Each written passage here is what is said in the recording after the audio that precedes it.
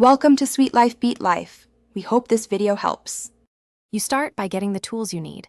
Install Visual Studio with the Python workload and make sure Python 3.11 or newer is on your path so the IDE can detect it. Once done, create a new project and pick Python application, name the folder, then open the solution. This immediate step ensures the environment and project structure exist, which saves time later. Make sure you let the installer add tools like pip and debugging components, because those enable package installs and breakpoints. Now configure how your code will run and stay consistent.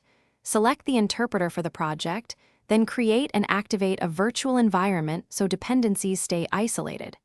Once the venv is active, install packages with pip and refresh the solution.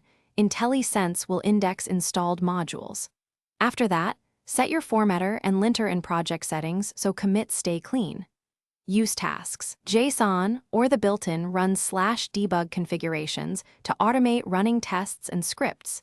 This reduces manual steps and prevents version drift. Finish by running and debugging. Press F5 to start with the debugger, set breakpoints, and step through code while inspecting variables and call stacks. Then run unit tests in Test Explorer to validate behavior. Integrate with a CI pipeline later for automation. When packaging, use setup, CFG or pip reject, TOML and build a wheel. If something goes wrong, first confirm the selected interpreter and virtual environment are correct. Then review the output and debug console for path or import errors. Thanks for watching. Consider subscribing if we helped you.